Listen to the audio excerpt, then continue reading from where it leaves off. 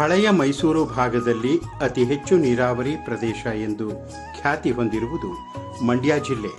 ಇನ್ನು ಇತಿಹಾಸದ ಪುಟಗಳಲ್ಲಿ ಮಂಡ್ಯ ಜಿಲ್ಲೆಯನ್ನು ಗುರುತಿಸುವುದಾದರೆ ಹೊಯ್ಸಳರು, ವಿಜಯನಗರದ ಅರಸರು ಮತ್ತು ಟಿಪ್ಪು ಸುಲ್ತಾನರ ಆಳ್ವಿಕೆಯಲ್ಲಿ ಪ್ರಮುಖ ಪಾತ್ರವನ್ನು ವಹಿಸಿತ್ತು.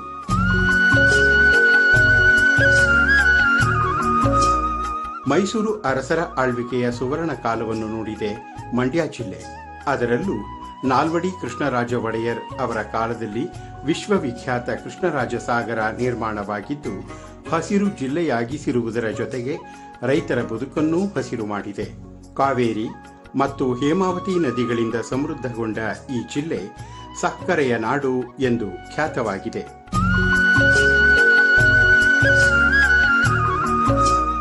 ಕೆಆರ್ಎಸ್ ಅಣೆಕಟ್ಟು ನೀರಾವರಿ ನೆರವಿನಿಂದ ಪ್ರವರ್ಧಮಾನಕ್ಕೆ ಬಂದಿದ್ದು ಭತ್ತ, ಕಬ್ಬು, ತೆಂಗು, ರೇಷ್ಮೆ ಪ್ರಮುಖ ಬೆಳೆಗಳಾಗಿವೆ. ಇಲ್ಲಿನ ಫಲವತ್ತಾದ ಕಪ್ಪು ಮೆಕ್ಕಲು ಮಣ್ಣು ಈ ಬೆಳೆಗಳಿಗೆ ಪೂರಕವಾಗಿದೆ.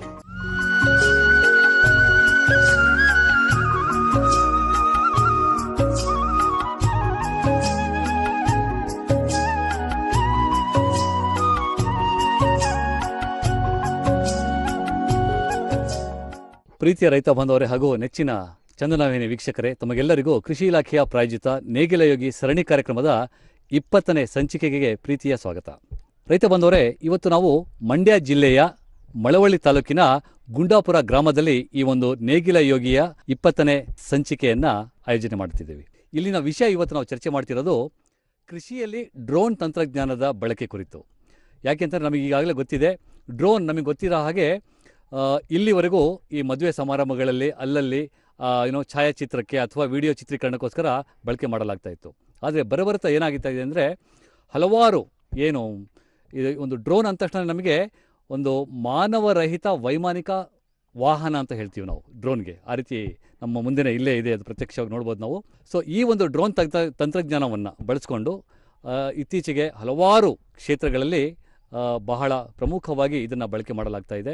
ಅದರಲ್ಲೂ ಕೃಷಿಯಲ್ಲಂತೂ ಈ ಒಂದು ಕೀಟನಾಶಕ ಸಿಂಪಡಣೆ ಮಾಡೋದಾಗಿದ್ದೇ ಇರ್ಬೋದು, ಅಥವಾ ರಸಗೊಬ್ಬರ, ಅದರಲ್ಲೂ ವಿಶೇಷವಾಗಿ ನ್ಯಾನೋ ರಸಗೊಬ್ಬರ, ನ್ಯಾನೋ ಯೂರಿಯಾ ಅಂತ ನೀವೆಲ್ಲ ಕೇಳಿದ್ದೀರಿ.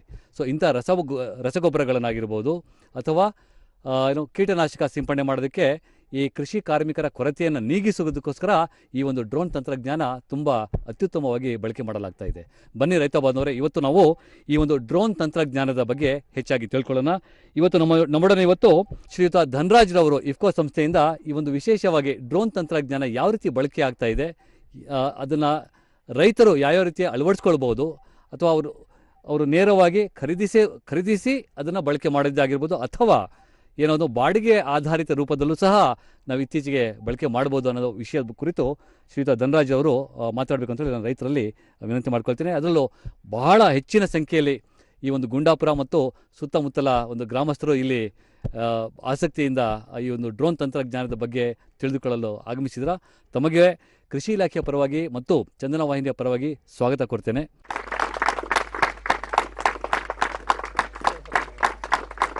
ಹಾಗೆ ಈ ಒಂದು ವೇದಿಕೆಯಲ್ಲಿ ಇವತ್ತು ನಾನು ಈಗಾಗಲೇ ಹೇಳಿದೆ, ಶ್ರೀಯುತ ಧನರಾಜ್ರವರು ಇಫ್ಕೋ ಸಂಸ್ಥೆಯಿಂದ ಆಗಮಿಸಿದ್ದಾರೆ. ಅದೇ ರೀತಿ ಕೃಷಿ ಅಧಿಕಾರಿಗಳಾದಂತಹ ಶ್ರೀಯುತ ರಾಜೇಶ್ ಅವರು ನಮ್ಮೊಡನೆ ಇದ್ದಾರೆ. ಹಾಗೆಯೇ ಶ್ರೀಯುತ ಮಹಾದೇವಯ್ಯನವರು, ಅವರು ಸಹ ಕೃಷಿ ಅಧಿಕಾರಿ, ಅವರು ಸಹ ನಮ್ಮ ವೇದಿಕೆಯ ಮೇಲೆ ಈ ಒಂದು ಕೃಷಿ ಇಲಾಖೆಯ ಮಾಹಿತಿಯನ್ನು ಕೊಡೋದಕ್ಕೆ ಉಪಸ್ಥಿತರಿದ್ದಾರೆ. ಬನ್ನಿ ರೈತ ಬಂದವರೇ, ಇವಾಗ ನಾವು ಈ ಒಂದು ಡ್ರೋನ್ ತಂತ್ರಜ್ಞಾನದ ಬಗ್ಗೆ ಹೆಚ್ಚಾಗಿ ತಿಳಿದುಕೊಳ್ಳೋಣ. ನಾನು ಶ್ರೀಯುತ ಧನರಾಜ್ರವರಿಗೆ ತಾವು ದಯಮಾಡಿ ರೈತರ ಕುರಿತು ಈ ಡ್ರೋನ್ ತಂತ್ರಜ್ಞಾನ ಹೇಗೆ ಬಳಕೆಗೆ ಬಂತು, ಮತ್ತು ಯಾವ ರೀತಿ ನಿಮ್ಮ ಸಂಸ್ಥೆಯಿಂದ ಬಳಕೆ ಮಾಡ್ತಿದ್ರೆ, ಹಾಗೂ ರೈತರು ಯಾವ ರೀತಿ ಅದನ್ನು ಅಳವಡಿಸ್ಕೊಳ್ಬೋದು ಅನ್ನೋದ್ರ ಬಗ್ಗೆ ಸಂಕ್ಷಿಪ್ತವಾಗಿ ಮಾಹಿತಿ ನೀಡಬೇಕಂತೇಳಿ ವಿನಂತಿ ಮಾಡ್ಕೊಳ್ತೇನೆ. ನಾನು ಇಫ್ಕೋ ಸಂಸ್ಥೆಯ ಡ್ರೋನ್ ಪೈಲಟ್ ಆಗಿ ಕೆಲಸ ಮಾಡ್ತಾಯಿದ್ದೀನಿ. ದೇಶದಲ್ಲೇ ಪ್ರಪ್ರಥಮ ಬಾರಿಗೆ ಕೃಷಿಯಲ್ಲಿ ಡ್ರೋನ್ ಮುಖಾಂತರ ನ್ಯಾನೋ ರಸಗೊಬ್ಬರಗಳನ್ನು ಸಿಂಪಡಣೆ ಮಾಡಲಿಕ್ಕೆ ಇಫ್ಕೋ ಸಂಸ್ಥೆ ಮುಂದಾಗಿದ್ದು, ನನ್ನಂಥ ಸಾವಿರಾರು ಜನ ಯುವ ಕಾರ್ಮಿಕರಿಗೆ, ಯುವ ರೈತರಿಗೆ ಡ್ರೋನ್ನ ನೀಡಿ ಅವ್ರಿಗೆ ಉತ್ತೇಜನ ನೀಡಿ ಇಫ್ಕೋ ಸಂಸ್ಥೆ ಇವತ್ತು ನಮ್ಮನ್ನ ಎಂಟ್ರಪ್ರೂನರ್ ಆಗಿ ಸ್ವಯಂ ಉದ್ಯೋಗವನ್ನು ಒದಗಿಸ್ಕೊಟ್ಟಿರ್ತದೆ. ಹಾಗೂ ಯಾಕೆ ಈ ಡ್ರೋನ್ ಕೃಷಿಯಲ್ಲಿ ಅಂದರೆ, ನ್ಯಾನೋ ರಸಗೊಬ್ಬರಗಳ ಜಾಸ್ತಿ, ಅತಿ ಹೆಚ್ಚು ರಸಗೊಬ್ಬರಗಳನ್ನು ನಮ್ಮ ರೈತರು ಯಥೇಚ್ಛವಾಗಿ ಬಳಸ್ತಾ ಇರೋದ್ರಿಂದ ನಮ್ಮ ಪರಿಸರದಲ್ಲಿ ಹಾಗೂ ಮಣ್ಣಿನ ಆರೋಗ್ಯದ ಮೇಲೆ ತುಂಬ ಪರಿಣಾಮಕಾರಿಯಾಗಿ ಪ್ರಭಾವ ಬೀರ್ತಿರೋದ್ರಿಂದ ಕೇಂದ್ರ ಸರ್ಕಾರ ಹಾಗೂ ಕೃಷಿ ಇಲಾಖೆ ಇದನ್ನು ಏನಾದರೂ ಮಾಡಿ ಕಂಟ್ರೋಲ್ ಮಾಡಬೇಕು, ಅಂದರೆ ಅದನ್ನು ಕಡಿವಾಣ ಹಾಕಬೇಕು ಅಂತೇಳಿ ನ್ಯಾನೋ ಫರ್ಟಿಲೈಸರನ್ನು ಬಿಡುಗಡೆ ಮಾಡಬೇಕು ಅಂತೇಳಿ ತೀರ್ಮಾನ ಮಾಡ್ತದೆ. ಅದರಲ್ಲಿ ಮುಂದಾಗಿ ನಮ್ಮ ಇಫ್ಕೋ ಸಂಸ್ಥೆ ಮುಂದಾಳತ್ವ ವಹಿಸ್ಕೊಂಡು ದೇಶದಲ್ಲೇ ಪ್ರಪ್ರಥಮ ಬಾರಿಗೆ ಇಫ್ಕೋ ನ್ಯಾನೋ ಯೂರಿಯಾ ಹಾಗೂ ಇಫ್ಕೋ ನ್ಯಾನೋ DAPಯನ್ನು ಪ್ರಾರಂಭ ಮಾಡ್ತದೆ. ಪ್ರಾರಂಭದಲ್ಲಿ ಮೊದಲೇ ರೈತರು ಮಾಮೂಲಿ ಸಾಧಾರಣವಾಗಿ ಅದನ್ನು ಮೊದಲೇ ಅಂದರೆ ಯೂಸ್ ಮಾಡೋಕ್ಕೆ ಹೋಗೋದಿಲ್ಲ. ಯಾಕೆ ಅಂದರೆ ಅದರ ಏನು ಕಾರ್ಮಿಕರ ಕೊರತೆ ಆಗಿರ್ಬೋದು, ಮತ್ತು ಅದರ ಮನವರಿಕೆ ಆಗಿರ್ಬೋದು, ಇನ್ನೂ ಏನು ತಿಳುವಳಿಕೆ ಇಲ್ಲದೆ ಇರೋದ್ರಿಂದ ನ್ಯಾನೋ ರಸಗೊಬ್ಬರಗಳನ್ನ ಬಳಕೆ ಮಾಡ್ತಾ ಇರೋದ್ರಿಲ್ಲ. ನಂತರವಾಗಿ ಕೃಷಿ ಇಲಾಖೆ ಅಧಿಕಾರಿಗಳು ಹಾಗೂ ಇಫ್ಕೋ ಸಂಸ್ಥೆಯವರು ಇದನ್ನು ಏನಾದರೂ ಮಾಡಿ ರೈತರಿಗೆ ಮನದಟ್ಟು ಮಾಡಿ ಇದನ್ನು ಡ್ರೋನ್ ಮುಖಾಂತರ ಸಿಂಪಡಣೆ ಮಾಡುವುದಾಗಿ ಮಾಡಿರ್ತದೆ. ಹಂಗಾಗಿ ಇಫ್ಕೋ ಸಂಸ್ಥೆ ಯಾವಾಗ ಡ್ರೋನ್ನ ಪರಿಚಯಿಸ್ತದೋ ರೈತರಿಗೆ, ಇವತ್ತು ಡ್ರೋನು ಮಂಡ್ಯ ಜಿಲ್ಲೆಯಲ್ಲಿ 5 ಇರ್ತವೆ. ಕಡಿಮೆ ಪ್ರಮಾಣದ ಬಾಡಿಗೆ, ಅಂದರೆ ಇತರೆ ಖಾಸಗಿ ಸಂಸ್ಥೆಗಳ ಡ್ರೋನ್ಗಳಿಗಿಂತ ಕಡಿಮೆ ಪ್ರಮಾಣದ ಬಾಡಿಗೆಯನ್ನು ರೈತರಿಗೆ ಒದಗಿಸ್ತಾ ಇರ್ತದೆ. ಯಾಕೆ ಅಂದರೆ ಮೊದಲನೇದಾಗಿ ಇಫ್ಕೋ ಸಂಸ್ಥೆ ರೈತರದೇ ಆಗಿರ್ತದೆ, ರೈತರದೇ ಸಹಭಾಗಿತ್ವದ ಸಂಸ್ಥೆ ಆಗಿರೋದ್ರಿಂದ ರೈತರಿಗೆ ಅನುಕೂಲ ಆಗಲಿ ಅಂತೇಳಿ ನನ್ನಂಥ ರೈತರ ಕುಟುಂಬದ ಯುವಕರಿಗೆ ಕೆಲಸ ಕೊಡೋದು ಅಲ್ಲದೆ ರೈತರಿಗೆ ಅನುಕೂಲ ಆಗಲಿ ಅಂತೇಳಿ ಕೇವಲ 1 ಎಕರೆ ಅಥವಾ 1 ಟ್ಯಾಂಕ್ ಸಿಂಪಡಣೆ ಮಾಡಲಿಕ್ಕೆ ಕೇವಲ 350 ರೂಪಾಯಿ ಬಾಡಿಗೆಯನ್ನು ನಿಮ್ಮಿಂದ ನಾವು ಪಡೀತಾ ಇರ್ತೀವಿ. ಮತ್ತು ಕೆಲವು ಕಡೆ 400 ಇರುತ್ತೆ, ಕೆಲವು ಕಡೆ 350 ರೂಪಾಯಿ ಡಿಫ್ರೆನ್ಸಲ್ಲಿ ನಾವು ಸಿಂಪಡಣೆ ಮಾಡ್ತಾ ಇರ್ತೀವಿ. ಮತ್ತು ಡ್ರೋನ್ ಯಾಕೆ ಅಂದರೆ ನಾವು ಇವತ್ತಿನ ಕಾರ್ಮಿಕರ ಕೊರತೆ ಯಥೇಚ್ಛವಾಗಿರೋದ್ರಿಂದ ಕೃಷಿಯಲ್ಲಿ ಆಧುನಿಕತೆ ಅಂತ ತಂತ್ರಜ್ಞಾನವನ್ನು ರೂಪಿಸ್ಕೋಬೇಕು, ಮತ್ತು ಮಣ್ಣಿನ ಆರೋಗ್ಯ ಕಾಪಾಡಬೇಕು, ಮುಖ್ಯವಾಗಿ ರೈತನ ಆರೋಗ್ಯ ಕಾಪಾಡಬೇಕು ಅಂತೇಳಿ ಡ್ರೋನ್ನ ಪರಿಚಯಿಸಲಾಗಿದೆ. ಯಾಕೆ ಅಂದರೆ ಒಬ್ಬ ರೈತ ಇವತ್ತು ಅವನು ಕ್ಯಾನ್ ಕಟ್ಟಿ ಅವನಿಗೆ ಏನಂದರೆ ಇವತ್ತು ನಮ್ಮ ರೈತರು ಯಾವುದೇ ಸಾಧನ ಇಲ್ಲದೇ, ಅಂದರೆ ಸೇಫ್ಟಿ ಸಾಧನಗಳಿಲ್ಲದೇ, ಯಾವುದೇ ಮುಖಕ್ಕೆ ಮುಖವಾಡ ಹಾಕೋದಾಗಲಿ ಅಥವಾ ಕೈಗೆ ಗ್ಲೌಸ್ ಹಾಕೋದಾಗಲಿ ಯಾವುದೇ ಬಳಸ್ತೇನೆ ಇವತ್ತು ಬಳಸ್ತಾ ಇರೋದ್ರಿಂದ ಕ್ಯಾನ್ಸರ್ನಂತಹ ಅತಿ ಹೆಚ್ಚಾದಂಥ ಮಾರಕ ಕಾಯಿಲೆಗಳಿಗೆ ತುತ್ತಾಗ್ತಾ ಇರೋದೇ ರೈತನ ಆಗಿರ್ತಾನೆ.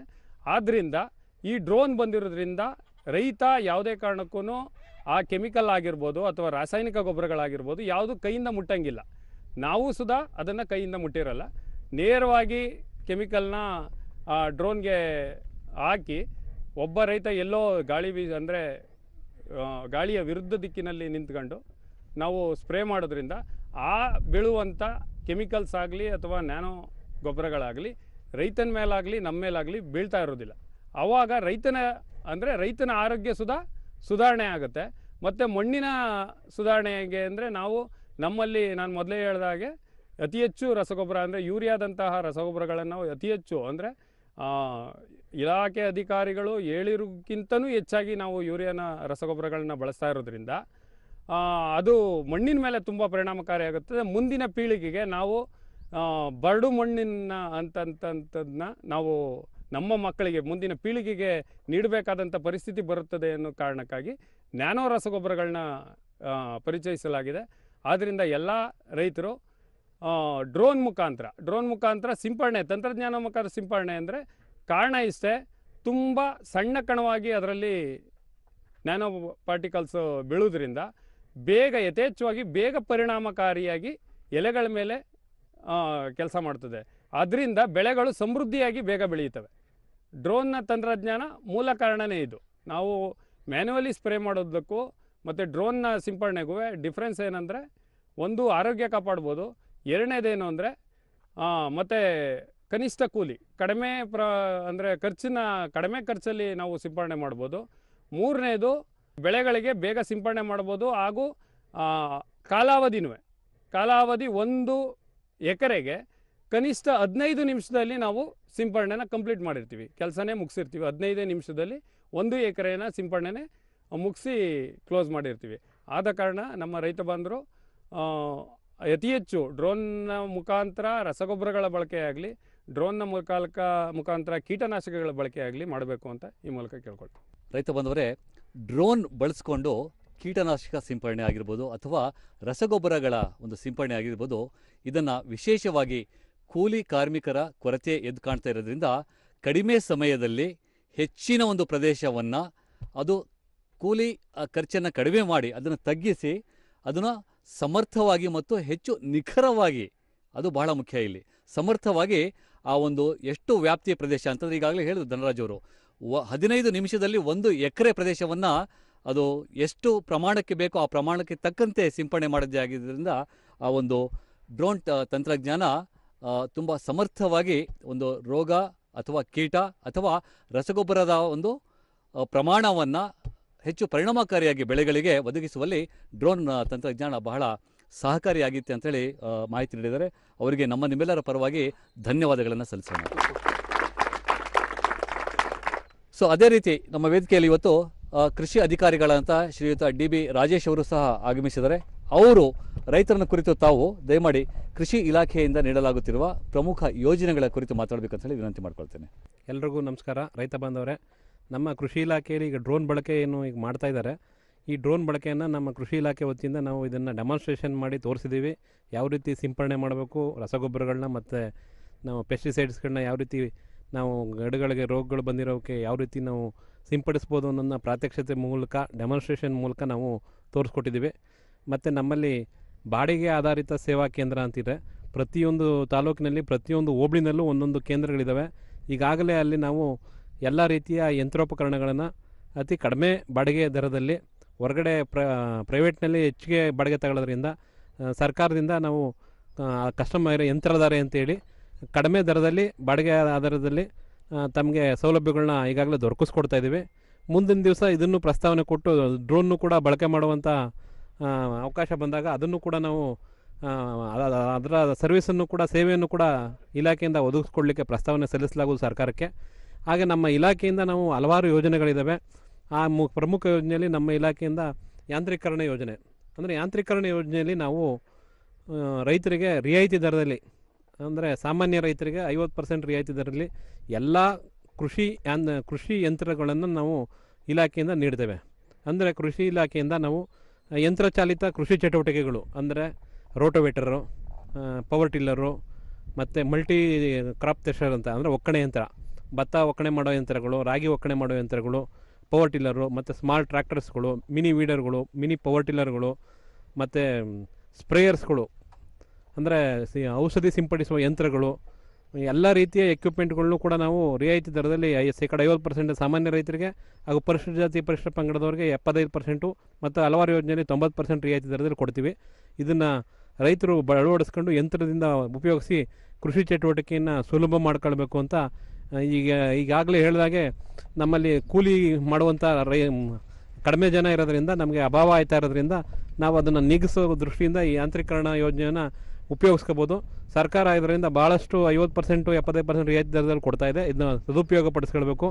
ಇದಕ್ಕೆ ನೀವು ಏನು ಮಾಡಬೇಕಾಗಿಲ್ಲ, ನೀವು ನಿಮ್ಮ RTC ಆಧಾರ್ ಕಾರ್ಡು ಪಾಸ್ಬುಕ್ ಜೆರಾಕ್ಸ್ನ ಕೊಟ್ಟರೆ ನಮ್ಮ ರೈತ ಸಂಪರ್ಕ ಕೇಂದ್ರದಲ್ಲಿ ಅರ್ಜಿ ಕೊಡ್ತೀವಿ. ಫಿಲಪ್ ಮಾಡಿ ಕೊಡ್ತು ಅಂದರೆ ನಿಮಗೆ ಸಾಕಷ್ಟು ನಮ್ಮಲ್ಲಿ ಫಂಡ್ಸ್ ಇದ್ದಾವೆ. ನೀವು ಅನುದಾನ ಇರುತ್ತೆ, ನೀವು ತಗೊಳ್ಬೋದು. ನೀವು ಅದನ್ನು ಉಪಯೋಗಿಸ್ಕೋಬೇಕು ಅಂತ ಈ ಮೂಲಕ ಕೇಳ್ಕೊಳ್ತೀನಿ. ತದನಂತರ ನಮ್ಮಲ್ಲಿ ಈ ನಮ್ಮ ಕೃಷಿಯಲ್ಲಿ ಉಪಯೋಗಿಸುವಂಥ ನೀರನ್ನು ಅತಿ ಹೆಚ್ಚು ಪರಿಣಾಮಕಾರಿಯಾಗಿ ಬಳಸಬೇಕು ಮತ್ತು ನೀರು ವ್ಯರ್ಥವಾಗದೇ ಇರೋ ರೀತಿಯಲ್ಲಿ ನೀರನ್ನ ಪರಿಣಾಮಕಾರಿ ಬಳಸಲಿಕ್ಕೋಸ್ಕರ ನಾವು ನಮ್ಮ ಕೃಷಿ ಇಲಾಖೆಯಿಂದ ನಾವು ಸ್ಪ್ರಿಂಕ್ಲರ್ಗಳು, ಅಂದರೆ ರೈತರು ಸ್ಪ್ರಿಂಕ್ಲರ್ಗಳನ್ನ ತಾವು ಉಪಯೋಗಿಸ್ಕೋಬೋದು. ಅದು 90% ರಿಯಾಯಿತಿನಲ್ಲಿ ನಾವು ತುಂತುರು ನೀರಾವರಿ ಯೋಜನೆ ಘಟಕಗಳು, ಅಂದರೆ ಅದರಲ್ಲಿ ನಿಮಗೆ 30 ಪೈಪ್ಗಳನ್ನ ಕೊಡ್ತೀವಿ, ಕರಿ ಪೈಪ್ಗಳನ್ನ ಕೊಡ್ತೀವಿ ಮತ್ತು 5 ಗನ್ನು ಸಿಂಪಡಿಸುವ ಒಂದು ಗನ್ ಇರುತ್ತೆ. ಇದರಿಂದ ನಾವು 2-2.5 ಎಕರೆ ಜಮೀನಿಗೆ ನೀರು ಹಾಯಿಸ್ಬೋದು. ಅತಿ ಕಡಿಮೆ ನೀರಿನಿಂದ ಹೆಚ್ಚು ಪರಿಣಾಮಕಾರಿಯಾಗಿ ನೀವು ಕೃಷಿಗೆ ಬಳಸ್ಬೋದು. ಈ 90% ರಿಯಾಯಿತಿಯಿಂದ ನೀವು ತಾವು 2,800 ರೂಪಾಯಿ ಕೊಟ್ಟಿದ್ರೆ ಸಾಕು ನಿಮಗೆ ಬರ್ತದೆ. 90% ರಿಯಾಯಿತಿ ದರ ಎಲ್ಲ ಸಾಮಾನ್ಯ ರೈತರಿಗೆ, ಪರಿಶಿಷ್ಟ ಜಾತಿ ಪರಿಶ್ರಮ ಎಲ್ಲರೂ ಕೂಡ ತಾವು 90% ರಿಯಾಯಿತಿ ದರದಿಂದ ಇದನ್ನ ಉಪಯೋಗಿಸ್ಕೋಬೇಕು. ಇದ್ರ ಜೊತೆಗೆ ನಾವು ಡ್ರಿಪ್ಪು ಅದನ್ನು ಕೂಡ ನಾವು ಕೃಷಿ ಬೆಳೆಗಳಿಗೆ ಮಾಡಿಕೊಡ್ತೀವಿ. ಅದು 90% ರಿಯಾಯಿತಿ ದರ ಇರುತ್ತೆ. ತಾವು ಕಬ್ಬಿನ ಬೆಳೆ, ಜೋಳದ ಬೆಳೆಗೆ ಬಳಸ್ಕೊಳ್ಬೋದು. ಅದರಲ್ಲೂ ನಮಗೆ 90% ರಿಯಾಯಿತಿ ಇರುತ್ತೆ. ಅದನ್ನು ಬಳಸಬೇಕು ಅಂತ ಕೇಳ್ಕೊಳ್ತೀನಿ. ಇದಾದ ನಂತರ ನಮ್ಮಲ್ಲಿ ಎಲ್ಲ ಕೃಷಿ ಪರಿಕರಗಳನ್ನ 50% ರಿಯಾಯಿತಿ ದರದಲ್ಲಿ ಲಘು ಪೋಷಕಾಂಶಗಳನ್ನ ಕೊಡ್ತೀವಿ. ಔಷಧಿ ಉಪಯೋಗಿಸುವ ಯಂತ್ರಗಳು ಕೊಡ್ತೀವಿ. ಇವನ್ನೆಲ್ಲ ತಾವುಗಳು ಲಘು ಪೋಷಕಾಂಶಗಳಾದ ಜಿಂಕು, ಬೋರಾಕ್ಸು, ಜಿಪ್ಸಮ್ಮು ಇವನ್ನೆಲ್ಲ ಬಳಸಬೇಕು. ಎರೆಹುಳು ಗೊಬ್ಬರ ಮತ್ತು ವರ್ಮಿ ಕಾಂಪೋಸ್ಟ್ಗಳು ಅನ್ನ ಕೊಡ್ತೀವಿ. ಇವನ್ನೆಲ್ಲ ಪರಿಕರಗಳನ್ನೆಲ್ಲ ತಾವುಗಳೆಲ್ಲ ಬಳಸಬೇಕು ಅಂತ ಕೇಳ್ಕೊಳ್ತೀನಿ. ಇದರಲ್ಲದೆ ನಾವು ಉತ್ತಮ ಗುಣಮಟ್ಟದ ಬೀಜಗಳನ್ನ, ಬಿತ್ತನೆ ಬೀಜಗಳನ್ನ ನಿಮಗೆ ಮುಂಗಾರಲ್ಲಿ ಮತ್ತು ಹಿಂಗಾರಲ್ಲಿ, ಬೇಸಿಗೆಯಲ್ಲಿ ತಮಗೆ ಭತ್ತ, ರಾಗಿ ಬಿತ್ತನೆ ಬೀಜಗಳನ್ನ, ಉತ್ತಮ ಗುಣಮಟ್ಟದ ಬಿತ್ತನೆ ಬೀಜಗಳನ್ನ ರಿಯಾಯಿತಿ ದರದಲ್ಲಿ ತಮ್ಮಲ್ಲಿ ಪ್ರಾಥಮಿಕ ಕೃಷಿ ಪತ್ತಿನ ಸಹಕಾರ ಸಂಘಗಳ ಮುಖಾಂತರ ತಮಗೆ ಕೊಡ್ತೀವಿ. ಅದನ್ನು ನೀವು ಆ ಉತ್ತಮ ಬೀಜಗಳನ್ನ ತೆಗೆದುಕೊಂಡು ತಾವು ಬಿತ್ತನೆ ಮಾಡ್ಬೋದು ಅಂತ ಈ ಮೂಲಕ ಕೇಳ್ಕೊಳ್ತೀನಿ. ರೈತ ಬಾಂಧವರೇ, ಕೃಷಿ ಇಲಾಖೆ ವತಿಯಿಂದ ನೀಡುತ್ತಿರುವ ಪ್ರಮುಖ ಯೋಜನೆಗಳು, ಅದು ವಿಶೇಷವಾಗಿ ಕೃಷಿ ಯಾಂತ್ರೀಕರಣದ ಬಗ್ಗೆ ಹೆಚ್ಚು ಒತ್ತು ನೀಡಿ ಮಾತನಾಡಿದ ಶ್ರೀಯುತ ರಾಜೇಶ್ ಅವರಿಗೆ ನಿಮ್ಮೆಲ್ಲರ ಪರವಾಗಿ ಧನ್ಯವಾದಗಳನ್ನು ಸಲ್ಲಿಸ್ತೇನೆ. ರೈತ ಬಾಂಧವರೇ, ನಾವು ಪ್ರತಿ ನೇಗಿಲ ಯೋಗಿ ಸರಣಿ ಕಾರ್ಯಕ್ರಮದ ಹಂತದಲ್ಲಿ, ಅಂದರೆ ಕೊನೆಯ ಹಂತದಲ್ಲಿ ಏನು ದೂರದರ್ಶನದಿಂದ ಪ್ರಸಾರ ಆಗ್ತಾ ಇದೆ, ಆ ಕಾರ್ಯಕ್ರಮ ನೀವು ವೀಕ್ಷಿಸಿರ್ಬೋದು. ಒಂದು ಪ್ರಶ್ನೆ ಕೇಳಲಾಗುತ್ತೆ ಆ ಒಂದು ಕಾರ್ಯಕ್ರಮದಲ್ಲಿ. ಆ ಪ್ರಶ್ನೆಗೆ 2 ಉತ್ತರಗಳಿರ್ತವೆ. ಅದರಲ್ಲಿ ಸರಿಯಾದ ಉತ್ತರ ಯಾರು ನೀಡ್ತಾರೋ ಅಂತಹ ರೈತರ ನಾವು ಮುಂದಿನ ಸಂಚಿಕೆಯಲ್ಲಿ ಆ ಒಂದು ಚೀಟಿ ಎತ್ತುವ ಮೂಲಕ, ಲಾಟ್ರಿ ಎತ್ತುವ ಮೂಲಕ ಅದೃಷ್ಟವಂತ ವಿಜೇತರನ್ನು ನಾವು ಆಯ್ಕೆ ಮಾಡ್ತಾ ಇದ್ದೀವಿ. ಸೊ ಅದೇ ರೀತಿ ಹಿಂದಿನ ಸಂಚಿಕೆಯಲ್ಲಿ ಒಂದು ಪ್ರಶ್ನೆ ಕೇಳಲಾಗಿತ್ತು, ಅದಕ್ಕೆ ಸಾಕಷ್ಟು ರೈತರು ಉತ್ತರ ನೀಡಿದ್ದಾರೆ. ಸಾಹೇಬ್ರೆ, ಈ ಒಂದು ಲಕೋಟೆಯಲ್ಲಿ ಸಾಕಷ್ಟು ಜನರ ಹೆಸರುಗಳಿದ್ದಾವೆ ಸರಿಯಾದ ಉತ್ತರ ನೀಡಿರೋದು. ಈ ಲಕೋಟೆಯಲ್ಲಿರೋವಂಥದ್ದು ಈ ಒಂದು ಬೌಲಿಗೆ ಹಾಕಿ, ಈ ಒಂದು ಗಾಜಿನ ಕುಂಡದಲ್ಲಿ ಹಾಕಿ ಅದನ್ನು ಕುಲುಕ್ಬಿಟ್ಟು ಒಂದು ಚೀಟಿ ನನಗೆ ಕೊಡಿ ನೀವು.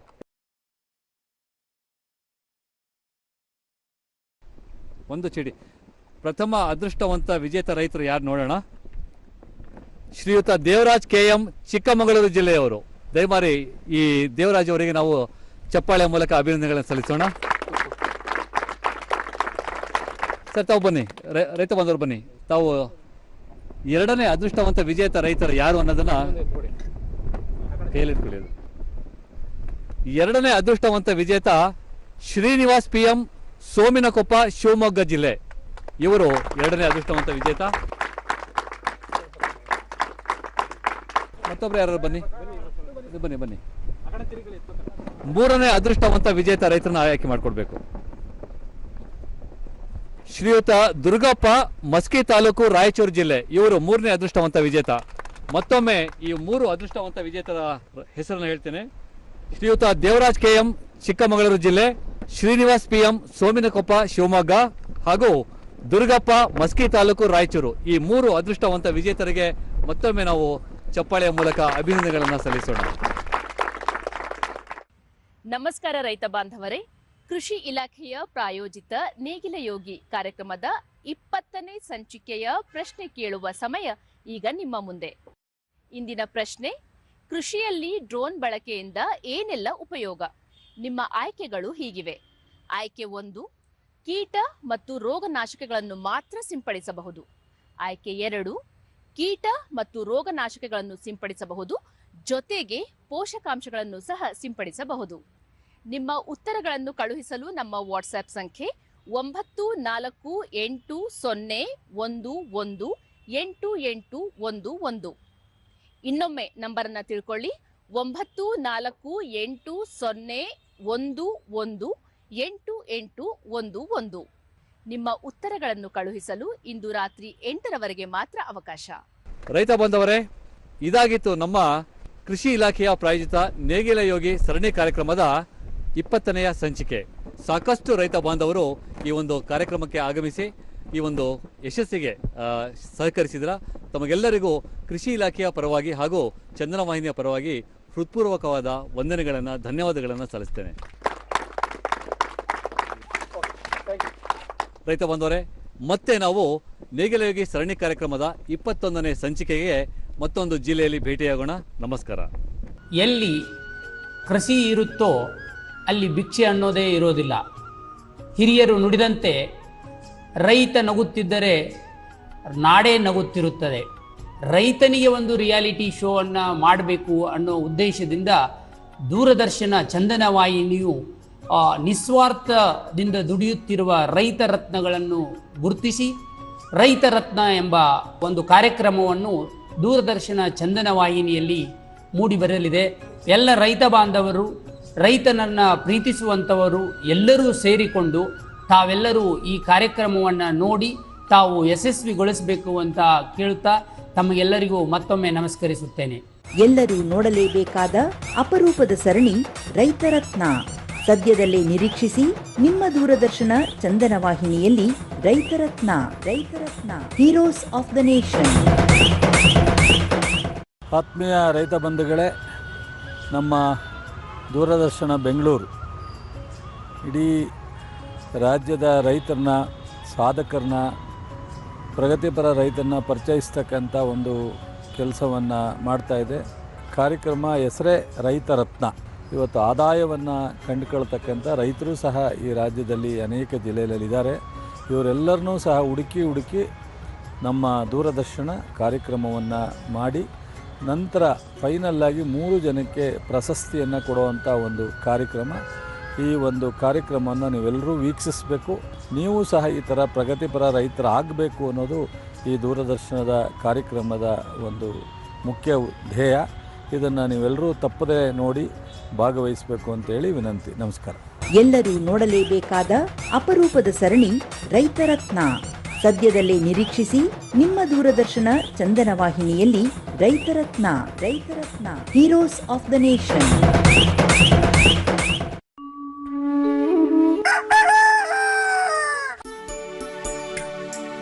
ಹೊಲವನುಳುವ ಯೋಗಿ ನೀನು, ನಾಡಿಗೆ ಜೀವ ತುಂಬೋ ಕಾಮಧೇನು. ಹೊಲವನುಳುವ ಯೋಗಿ ನೀನು, ನಾಡಿಗೆ ಜೀವ ತುಂಬೋ ಕಾಮಧೇನು.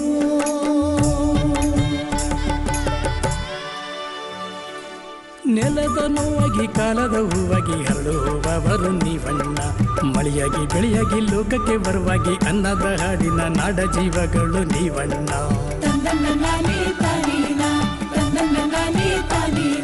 ದನಗುರಿ ಮೇಕೆ ಕೋಳಿ ಹಂದಿ ಮೀನು ಸಹಜ ಕೃಷಿಯ ಮಾಡೋಣ. ಹೂವು ಹಣ್ಣು ಕಾಯಿ ಮೇವು ತಾಳೆ ಬೇವು ಸಮಗ್ರ ಕೃಷಿಯ ಮಾಡೋಣ.